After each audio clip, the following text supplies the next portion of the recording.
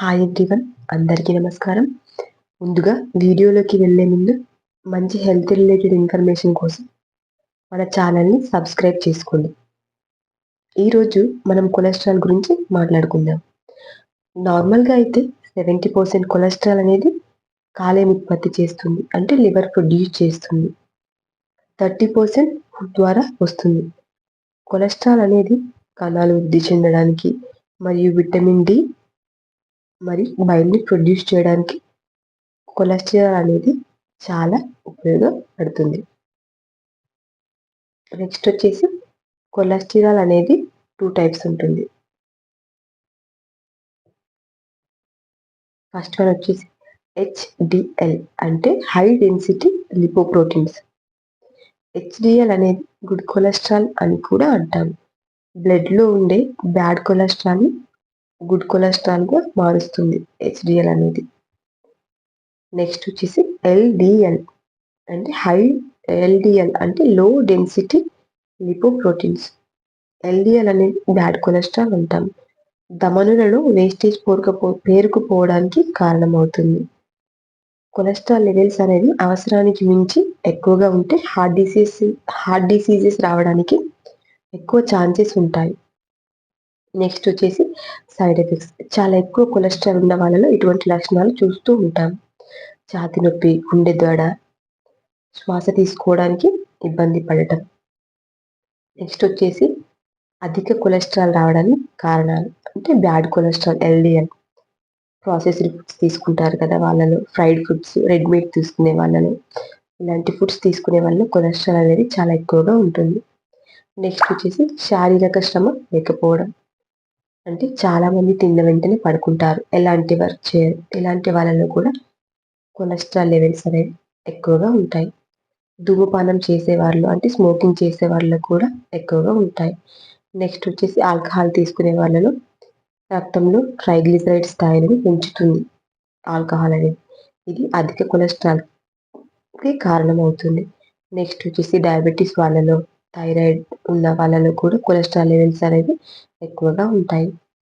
Corticosteroids medicines use చేసే వాళ్ళలో, గర్భనిరోధక medicines use చేసే వాళ్ళు అంటే ప్రెగ్నెన్సీ రాకుండా కార్టికోస్టిరాయిడ్స్ ప్రెడ్నజోల్ ఇలాంటి మెడిసిన్స్ యూజ్ చేసే వాళ్ళలో కూడా కొలెస్ట్రాల్ లెవెల్స్ అనేవి ఎక్కువగా ఉంటాయి. నెక్స్ట్ వచ్చేసి అధిక కొలెస్ట్రాల్ యొక్క సమస్యలు. కొలెస్ట్రాల్ ఎక్కువగా ఉంటే వచ్చే సమస్యలు ఏంటో చూద్దాం. అథెరోస్క్లెరోసిస్ అంటారు, అంటే ధమనులలో కొలెస్ట్రాల్ స్టోరేజ్ ఎక్కువగా ఉంటుంది. దీనివల్ల రక్త ప్రవాహాన్ని అడ్డుకుంటుంది.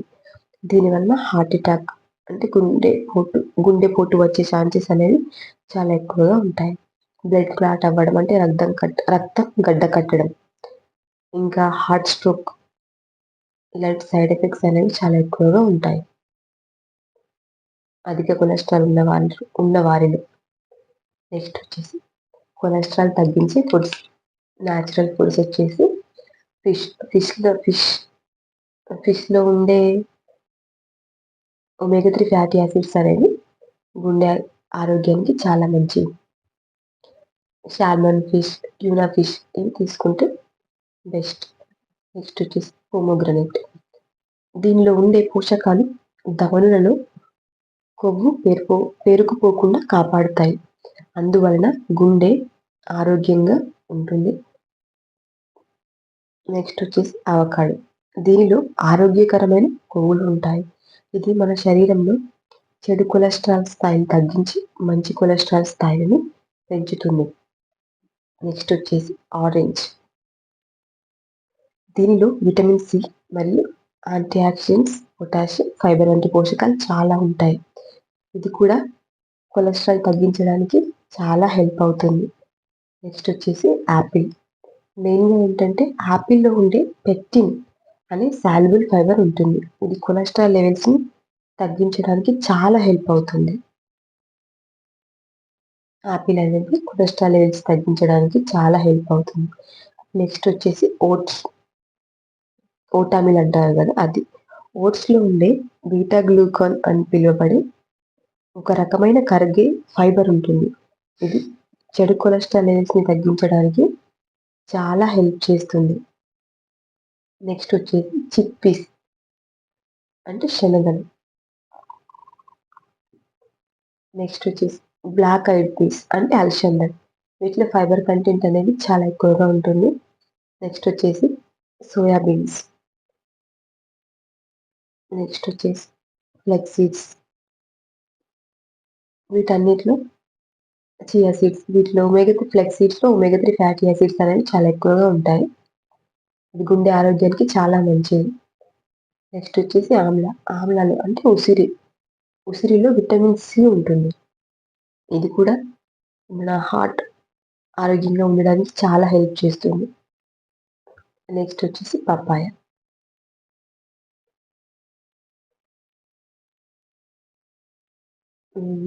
పపాయ తర్వాత berries. All type of berries, strawberry, blueberry, cranberry, all type of berries కూడా చాలా ఇంపార్టెంట్. విటమిన్ సి ఫుడ్స్ అన్ని కూడా చాలా ఇంపార్టెంట్ మన హెల్త్ కి. నెక్స్ట్ వచ్చేసి నార్మల్ రేంజ్ ఆఫ్ కొలెస్ట్రాల్ వచ్చేసి 150 to 200 milligrams per decilitre. High density lipoproteins వచ్చేసి 40 to 60 milligrams per decilitre. Low density lipoproteins వచ్చేసి 150 కంటే తక్కువ milligrams decilitre. Very low density lipoproteins వచ్చేసి 30 మిల్లీగ్రామ్స్ పర్ డెసిలీటర్ కంటే తక్కువగా ఉంటుంది.